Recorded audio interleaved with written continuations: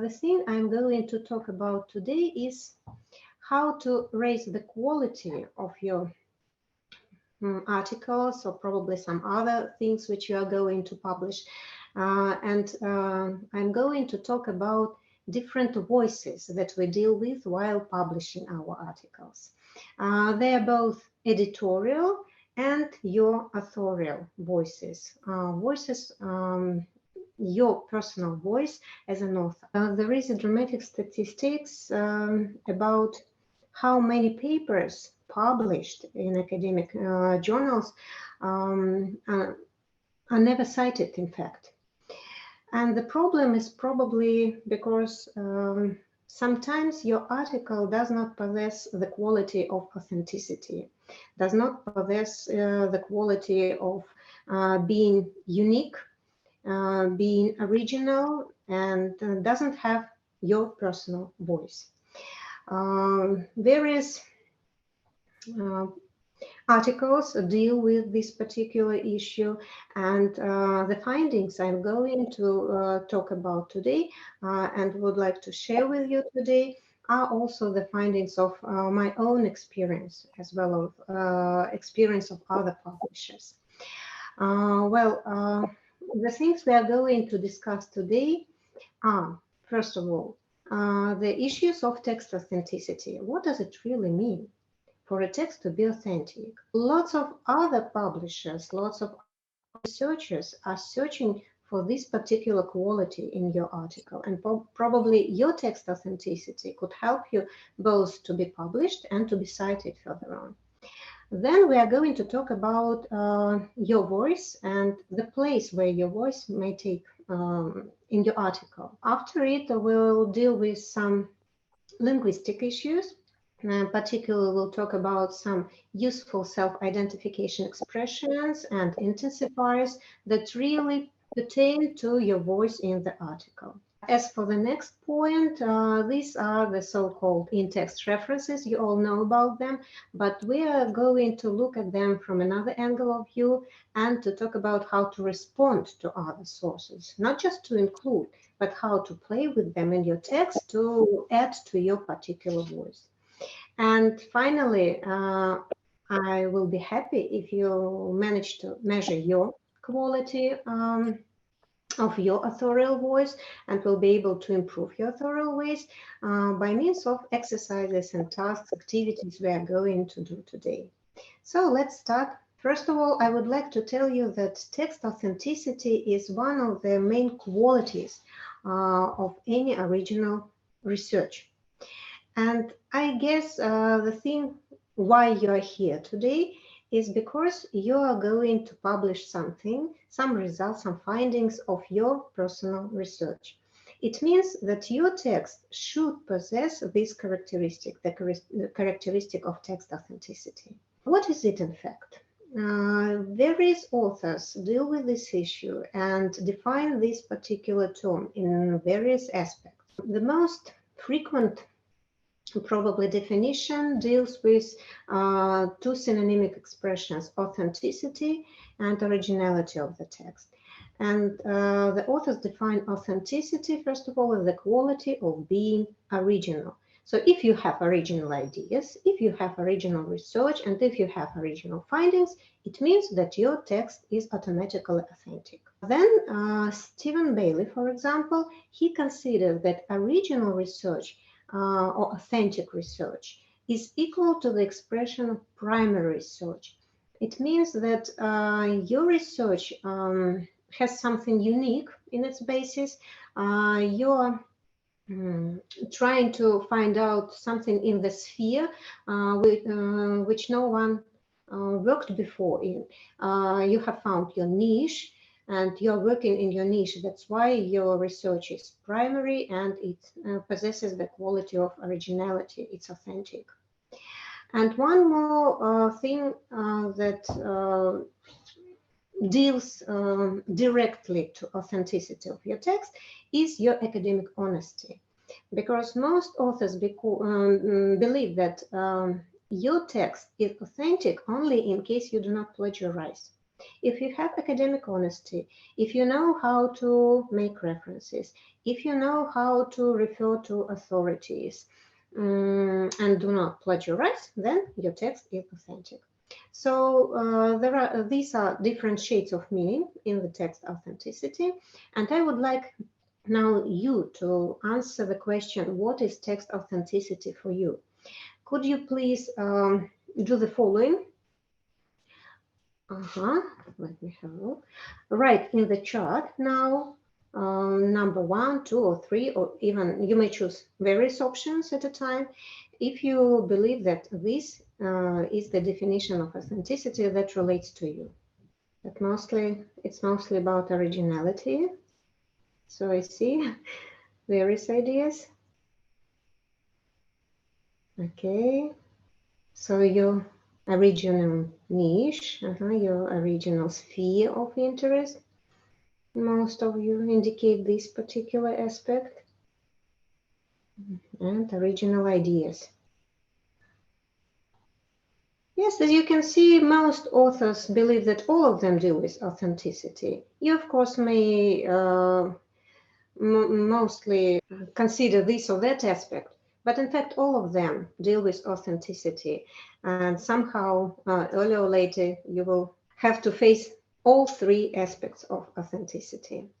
If we have a look at the definition of authenticity, which summarizes mentioned above, you will see that primary function of any academic text is to provide a reader with an original content ideas, which is derived from this primary function.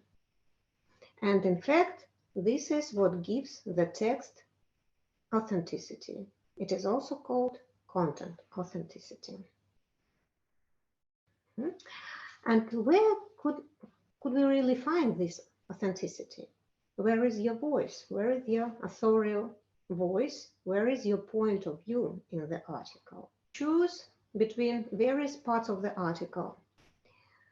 Where is it mostly? In the introductory part, in the methods you describe, in the results, in the discussion section.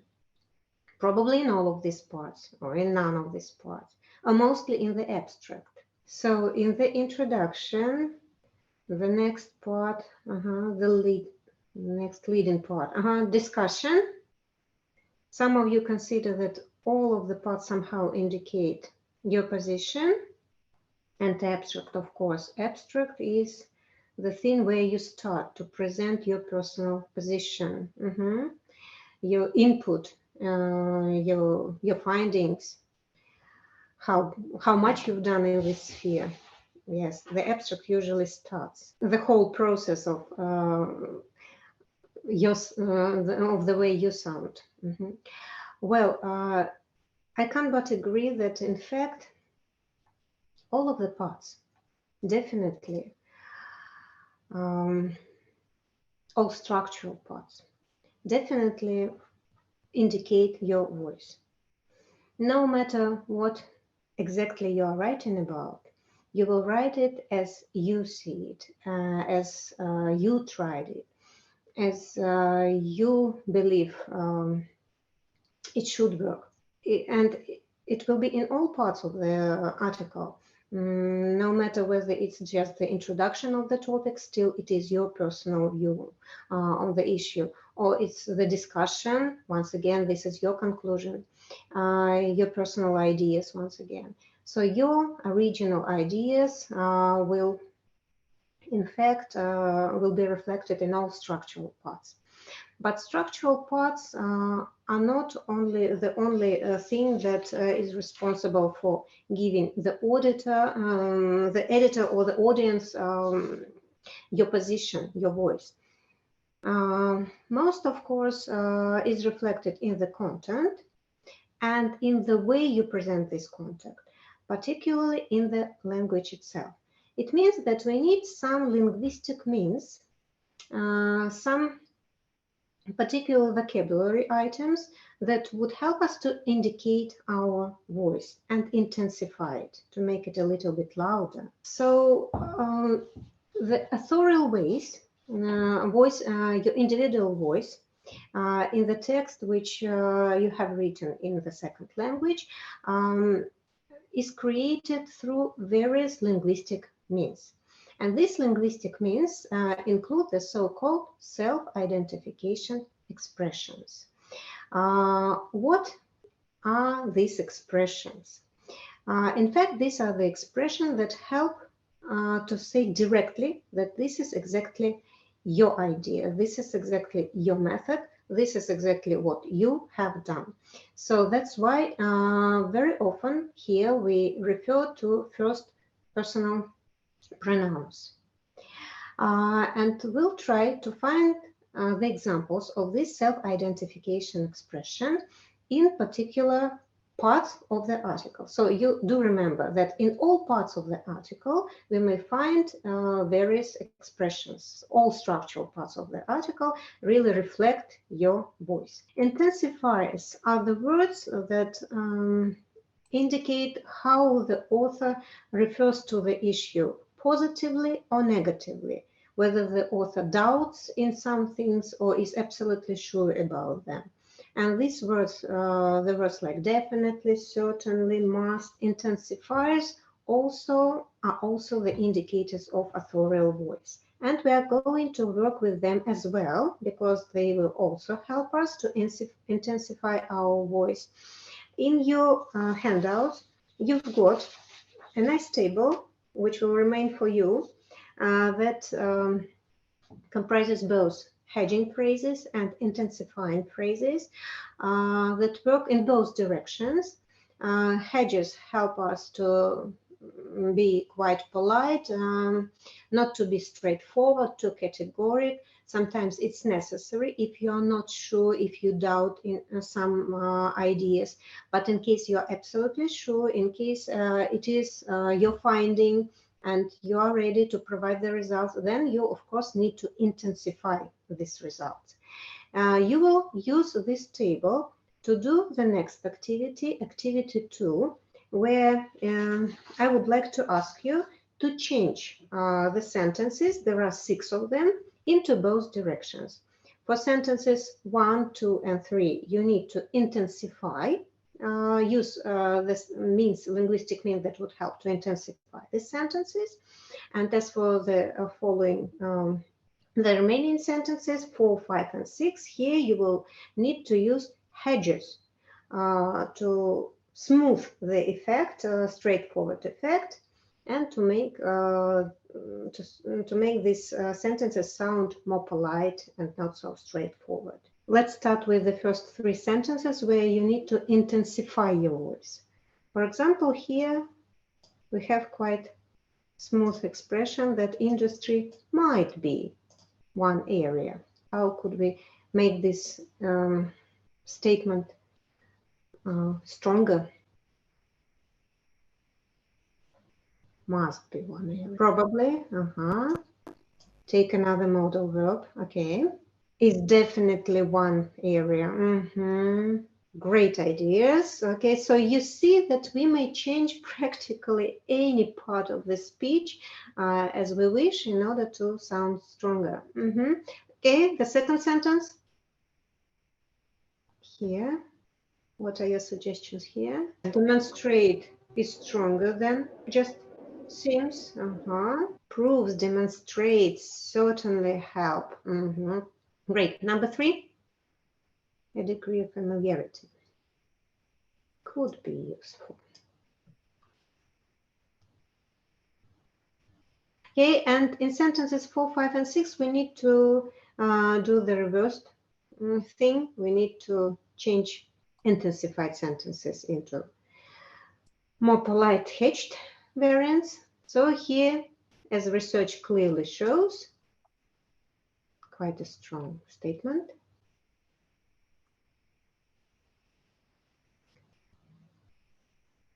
And it is much better. One more intensifier. How would you change it if you need to smooth the effect of this expression? Suggest or might suggest. Children tending be better. The research suggests children tending, just assumes. Okay. In some cases, for example, are likely to be better. Okay. Number 5, scientists insist. Imply is good, but as for the most catastrophic, would you reduce the effect a little bit here? Among the most catastrophic events. Argue. Okay, yes, it sounds more neutral. And number 6, teenagers definitely consider an essential part. Often consider just an important part, instead of the essential one. Notable sounds stronger than essential, in fact. Okay, let us go further. So now we know that linguistic means that help us to intensify our voice are our intensifying expressions, special intensifying expressions, and expressions that help us to denote our particular findings in the sphere, in our niche. There's the so-called self-identification expression. But one more thing which also characterizes us as good thinkers, as the experts in the field we're working in, is the way we work and play with various sources. First of all, in order to give any in-text reference, you need to know who you may really refer, talking about this particular sphere. And if you use in-text references, other people may, first of all, judge to what extent, how expertized you are in this sphere. When you use these in-text references, they are not just the collection of any ideas, quotation from these sources. You need somehow to work with these sources. How can we work with these sources? We'll try to speak while having a look at 3 examples. Here we'll try to learn from reading, and we'll try to find the elements which make this text sound more and more original, which means more and more authentic. So, and before we start analyzing the text, I would like to share with you some interesting point, which was published by the so-called multiple correspondent analysis. They have found a very nice link which indicates that the stronger your voice or authorial voice is, the better expression of the text the editor gets. So it sounds like this. There is a strong positive association between the strengths of an authorial voice and the quality of the author's text. So a nice thing to keep in mind while discussing the following 3 texts. Let us have a look at the first one, where you see no indicated parts, but still this is an example of academic text. So the first text also represents someone's opinion and presents us some issue to discuss. And it's done in quite an academic, formal way. What is the point of discussion? How do you think? Is it clear enough?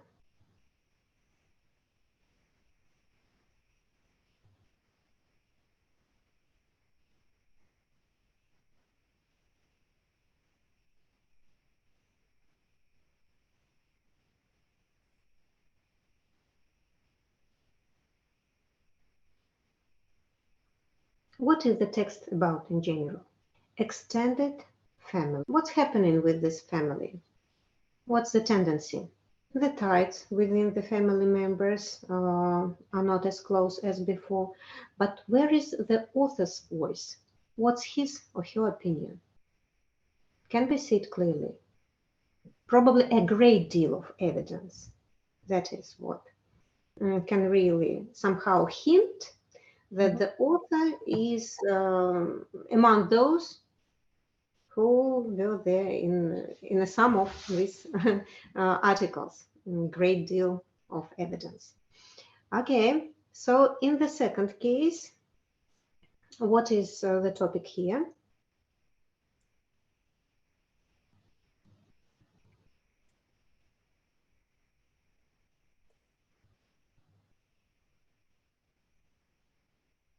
Is it obvious that before starting to do this research, the author has read someone, has done some research among the other sources, among the other authorities? We can see the reference dated 2000 and 2005. What kind of strategy does the author use here? Does he just list them, enumerates them, and gives clearly the opinion of each author, or does he try to connect them, compare them, analyze in what way they are different or in what way they are similar? Mostly state they are related to one and the same theme, the field of teaching and learning academic English. That's all. But we are not for sure to what extent they agree with each other, disagree with each other, or probably linked at all. Okay, and in the third passage, which of the passages was more difficult for comprehension?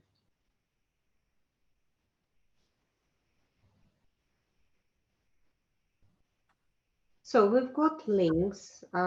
It's clear what the author tends to is driving at.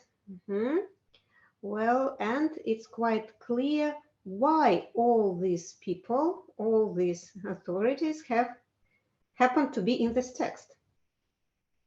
Because the first one defines the most important thing for this research. The next research is absolutely different definition and opposite opinion. But the thing that he chooses is this opposite opinion, because he mentions or she mentions that this is closely relevant to this particular study. So having a look at this text, it's quite clear that there are several positions. There are various opinions on this issue, but the author keeps a particular view, and we know who exactly he follows. So if we compare the second and the third text, all of them, both, in fact, include these in-text references, but as for the third one, the author works with them in a more skillful way, because the author plays with them, compares them, somehow or opposes them, so does something with them instead of simply stating the facts that he knows this, or this work. So the crucial question here was, which of these texts sounds more original?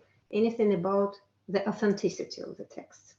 The author clearly states his or her opinion through this skillful analysis, and that's great.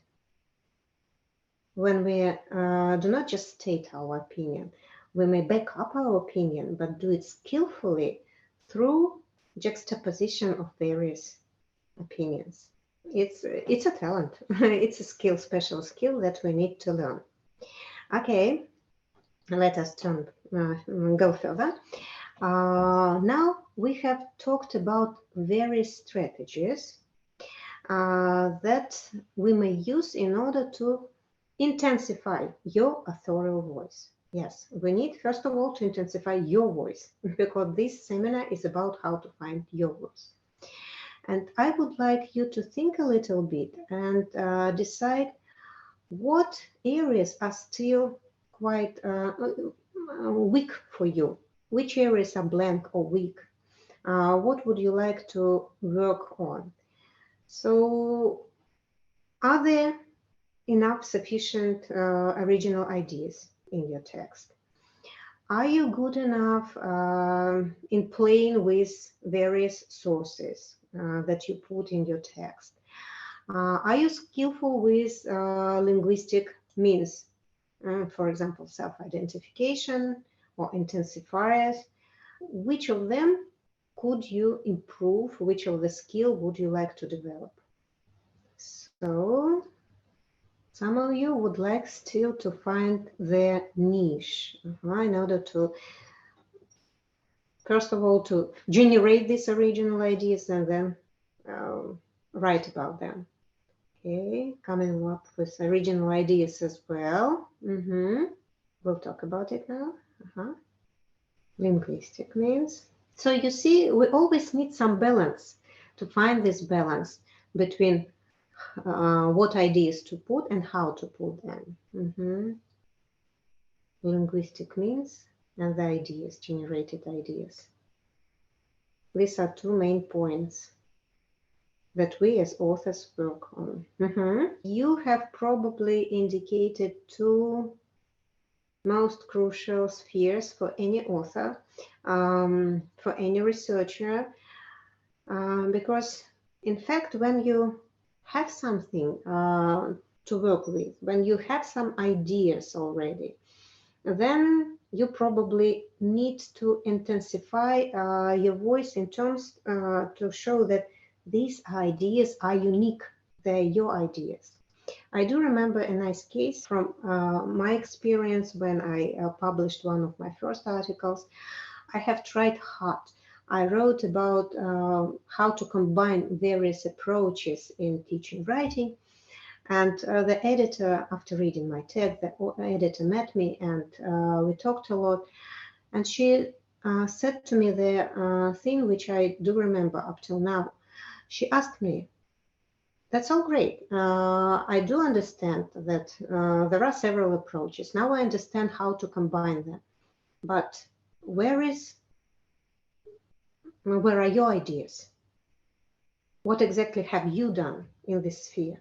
And at that particular moment, I realized that I was so informal in my writing that I have completely forgotten to indicate that this is how I mix this idea. This is how I use the mixture of this idea, that this is exactly my way of using these approaches.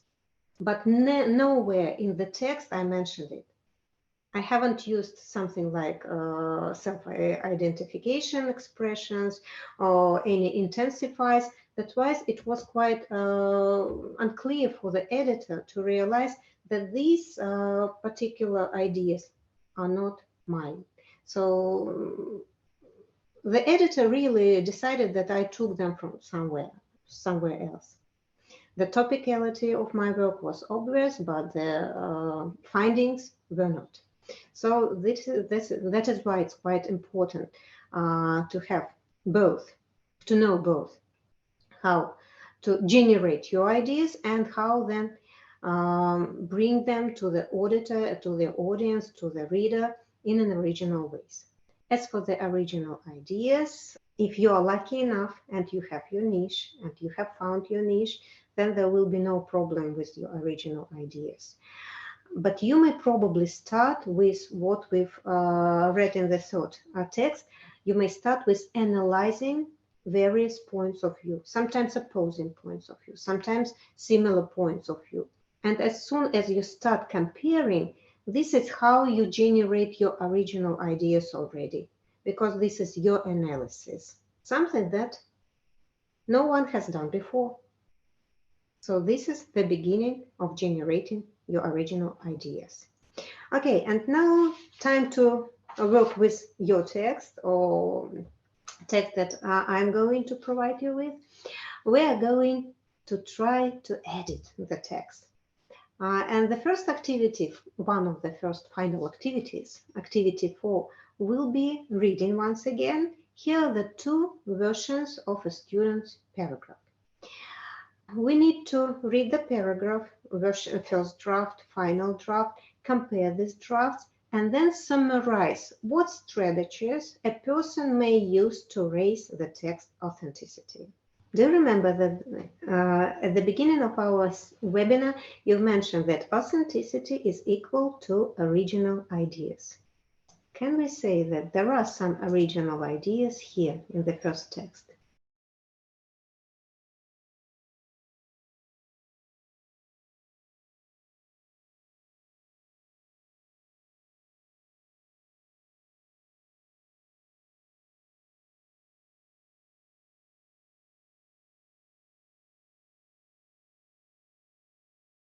So now you see that sometimes original ideas do not create the text we would like to further publish and then cite.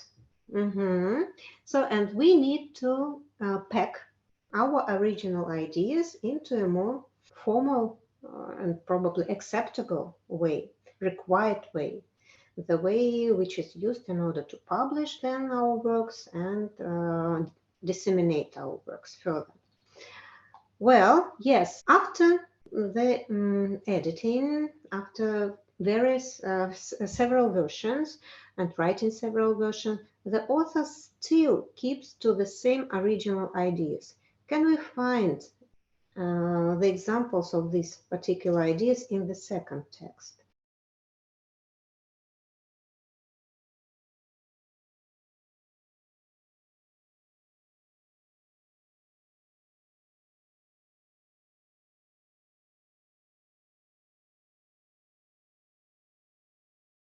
The ideas are the same, but the mode and the tone of the text is a little bit different, if we may say it a little bit. Okay, so if we, in the first text, we know that the course seems to give me an opportunity. In the second version, we've got this, once again, this course seems to give me an opportunity. Okay, so what strategies have been used in order to pack these original ideas in a more suitable way? What else has been done by the author? So the tone of familiarity has been changed. Well, what else has been done? Do we have any intensifiers here? Self-identification expressions, which we mentioned before. So it's the example of self-identification phrase. And these phrases help us to realize the author's position. So this is about intensifiers, especially useful, primarily valued. So we use these linguistic means as well. And we talked about one more means, giving strong voice to your research, and this is the use of in-text references. So they have appeared here in the final version.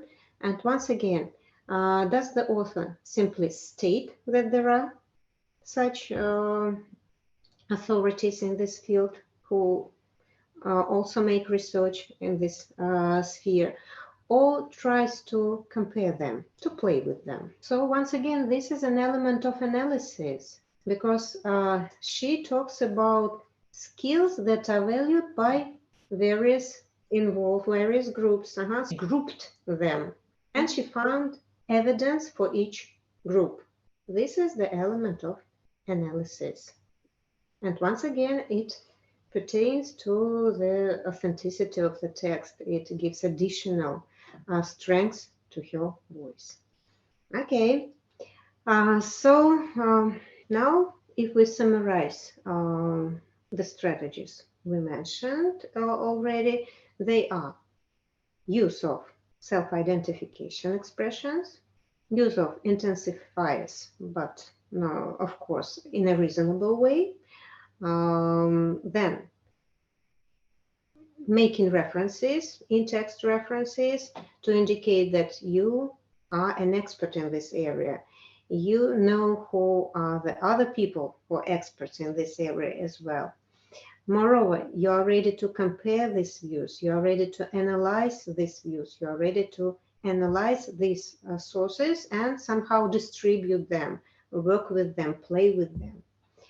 And one more strategy is to state your position through noting at what particular references that you turn to in the text are more relevant to your study. So it's also a nice strategy to mention because this way you somehow back up your position with some authority. And you say, I'm not alone here. I know who also works in this area, and I will take this point at the starting. I will take this opinion as a starting point, but I'm going to develop it further. I'm going to develop and give new ideas, but we need some starting point which is already published by some authority. So we may use these strategies in order to polish our text now. If you are ready with some excerpts from your text, you may now work with your texts. If you have no text of your own, there is an abstract here in activity 5. We'll try to polish either your abstract or the suggested abstract through the use of these strategies. I would like to remind you that in fact, while writing in a foreign language, the thing that you do is participating in intercultural communication. And of course, you would like to be read, to be cited, to be published, to meet your potential readers' expectations. But who are these potential readers? In fact, your primary audience is the editor. And as I've mentioned before, the editors showed a very strong correspondence between the way you sound and your proficiency in writing. I will remind you of these results from multiple correspondence analysis. The prevalence of high and mid voice strengths in learners indicates high proficiency in writing. So subconsciously, editors choose those who sound in a strong way. That is why we are discussing today the issue of the authorial voice and how to make your voice sound in a strong way, sound loud.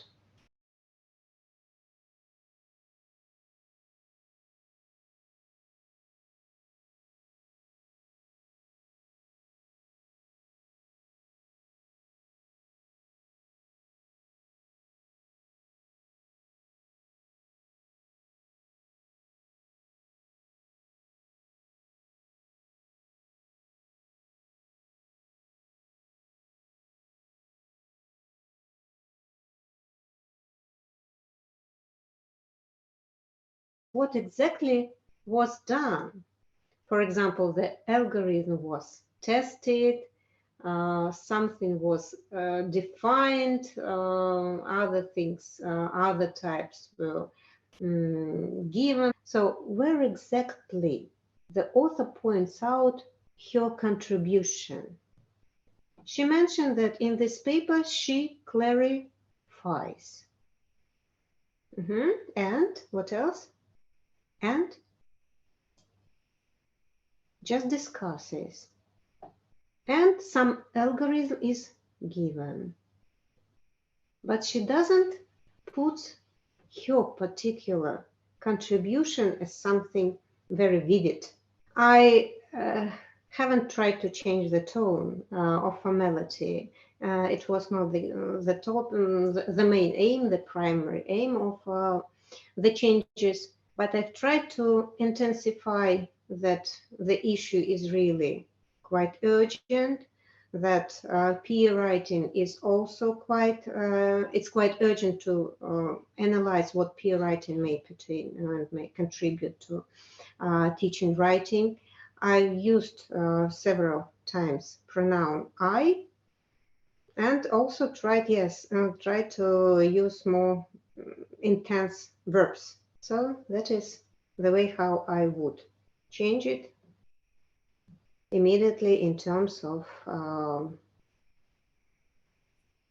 the way I would, if I would like to sound in a strong way. For you to recommend and explain what exactly you may find in these references.